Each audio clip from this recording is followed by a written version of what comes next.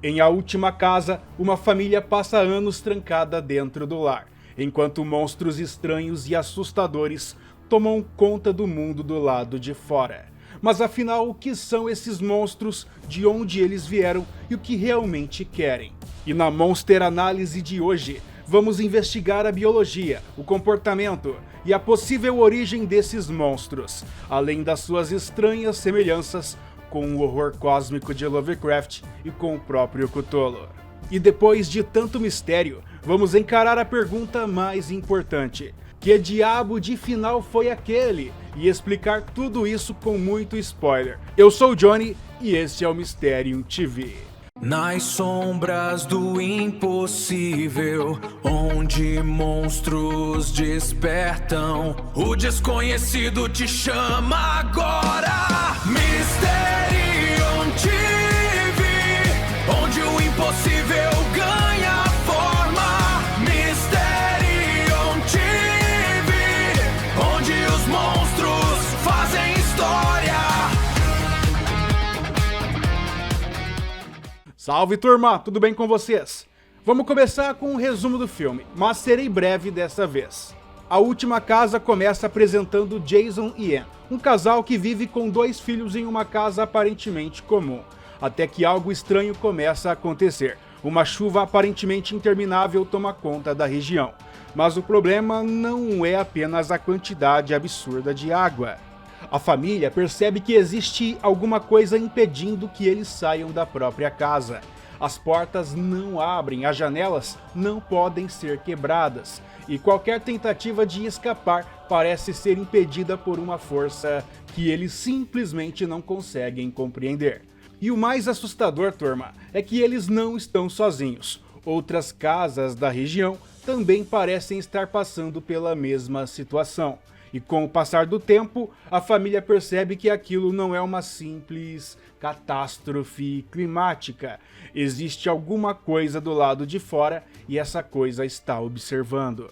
E a situação começa a ficar cada vez mais desesperadora quando eles descobrem que não estão sozinhos, e criaturas que eles acreditam ser alienígenas aparecem do lado de fora e devoram qualquer ser vivo que não esteja confinado. Aliás, qualquer humano. Os dias se transformam em semanas, as semanas se transformam em anos, e eventualmente a família percebe que precisa aprender a sobreviver dentro daquela casa. Eles começam a cultivar alimentos, economizar recursos e até utilizar a abertura existente na estrutura da residência para conseguir capturar pequenos animais para se alimentar deles. E com o passar do tempo, as criaturas começam a invadir as casas, que na verdade estavam servindo de geladeira para os monstros devorarem seus habitantes. Mas um detalhe, eles só aparecem durante a chuva, e então a família passa a se esconder das janelas durante esses momentos. Mas então, durante uma crise familiar, o barulho chama a atenção dos monstros, e uma das criaturas finalmente consegue entrar na casa, trazendo um dilúvio com ela, inundando tudo. Trata-se de um bicho grande e muito feio, com feições aquáticas e cefalópodes, e que tem habilidades de manipular a água, nadar muito rápido e ainda possui uma força brutal. Mas resumindo muito a história, quando a família finalmente enfrenta a criatura, eles conseguem capturá-la e ainda conseguem expulsar a água que tinha infiltrado. E quando iam matar o monstro, eles resolvem poupar a criatura, o libertando, deixando o destino guiar o caminho.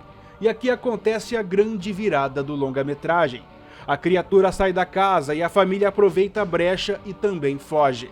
É aí que um monte de monstros cercam a família para devorá-los. Porém, a criatura poupada começa a rugir sons guturais com seus semelhantes, fazendo com que todos eles parassem de atacá-los e permitissem a família fugir. A casa começa a ruir e as criaturas desaparecem, e o mundo que eles conheciam já não existe mais. Tudo foi tomado por vegetação. A família consegue escapar usando um barco, e no final eles descobrem que talvez não sejam os únicos sobreviventes, já que uma transmissão de rádio responde ao chamado deles. E então existe uma esperança para a humanidade. Mas fora isso, também existe uma pergunta que o filme deixa no ar.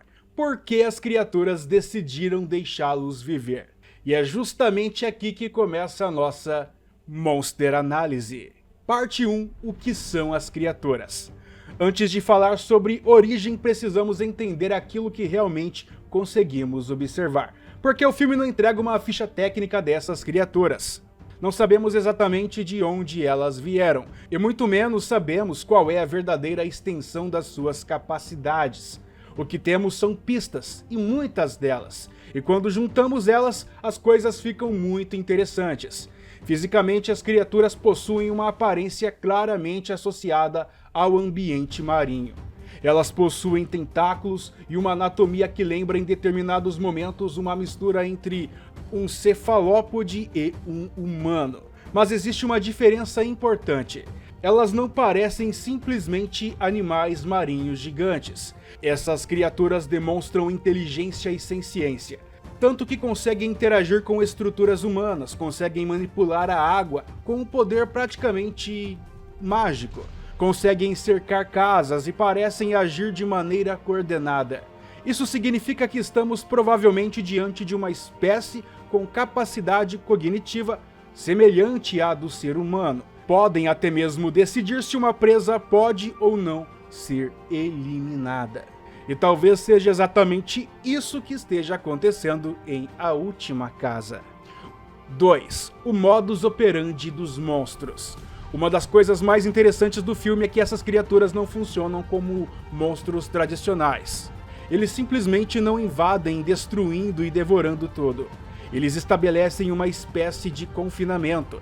As pessoas ficam presas dentro de suas próprias casas, e a água se transforma em uma barreira impenetrável.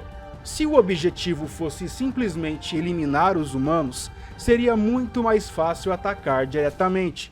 Mas não é isso que acontece. As pessoas são mantidas isoladas e isso abre grandes possibilidades.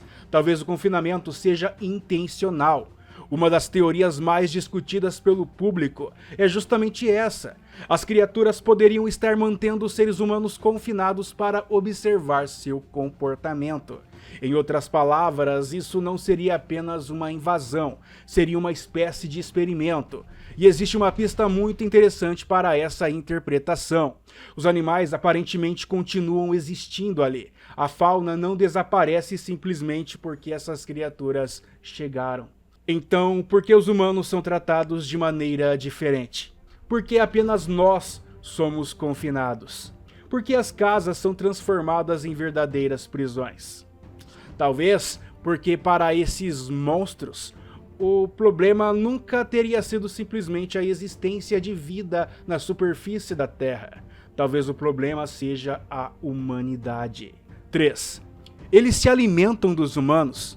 Essa é outra questão que o filme deixa propositalmente, ou talvez acidentalmente aberta.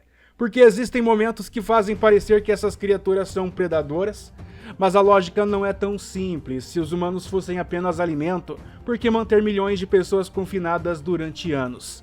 Seria muito mais eficiente simplesmente matar e consumir. E isso nos leva a uma possibilidade ainda mais estranha. Talvez os seres humanos não sejam a presa principal dessas criaturas. Talvez nós sejamos uma espécie invasora que eles estão tentando controlar. Uma praga, um câncer que está destruindo o mundo. E aqui começa a aparecer uma possível leitura ecológica do filme. A humanidade ocupou o planeta, explorou os oceanos, destruiu ecossistemas, transformou completamente o ambiente. E então alguma coisa surge do próprio oceano para recuperar aquilo que considera seu. O filme não transforma isso em uma explicação científica detalhada, mas a ideia está presente. E vários críticos perceberam justamente essa camada de alegoria ambiental da história. No próprio filme, os personagens chegam à conclusão de que as criaturas são na verdade vindas das profundezas do oceano. E aqui entra uma semelhança muito próxima com o mito do Cthulhu, dos contos de Lovecraft. Tanto que esses monstros parecem mini Cthulhus, ou crias do Todo-Poderoso. Para quem não sabe, Cthulhu é um deus cósmico cuja lenda diz estar preso nas profundezas do mar, esperando o momento em que irá se libertar e ascender sobre a humanidade, escravizando a raça humana. E por incrível que pareça, isso tem tudo a ver com o que acontece no filme. Uma chuva salgada quase eterna, criaturas poderosas que têm o poder de controlar a água e ainda confinaram todos os humanos dentro de seus lares. A história obviamente não é sobre Cthulhu, mas claramente existe uma inspiração tanto na história quanto na aparência, e isso é muito legal. Entretanto, vem aí agora o meu cliffhanger. Ao assistir pela primeira vez, o final subiu muito em escala quando os monstros apareceram, e então de 120 por hora vai para 0 por hora, com aquele final totalmente anticlimático, revelando um dos potenciais mais desperdiçados de um filme que eu já vi. Até que eu comecei a refletir sobre tudo que eu assisti, e acabei chegando numa conclusão que para mim passou a ter muito sentido. E quando é dito no filme que os monstros nunca mais foram vistos, na hora eu senti uma vergonha verdadeira daquele diálogo terrível e sem sentido. Só que não, turma, eu tava errado. O monstro poupar a família só revela que eles são inteligentes como nós e estavam na Terra em uma missão. E após a missão ser cumprida, eles retornaram novamente para as profundezas. Ué, Johnny, mas que missão é essa? A missão, na minha interpretação, é estudar e depois dizimar a maior parte da humanidade, deixando apenas uma pequena parte da população para repovoar o planeta, equilibrando a natureza novamente. E olha, nesse caso até que os monstros foram bonzinhos, poupando parte do mal que se chama humanidade. E é exatamente sobre isso a mensagem do filme. E não é que faz total sentido, galera? Só que essa é a minha interpretação. E vocês, o que acham que essas criaturas realmente queriam? Deixem suas teorias nos comentários. E se gostaram do vídeo, maceta o dedo no like e se inscrevam no Mysterium TV para mais vídeos como esse. Um forte abraço e até a próxima Monster Análise. Não é só um monstro, eu decifro o enredo. Cada detalhe oculto eu revelo sem medo. Gigantes na tela, a ciência na mão. Aqui a gente analisa a ficção. Monster Análise no Mysterium TV. Se o monstro aparece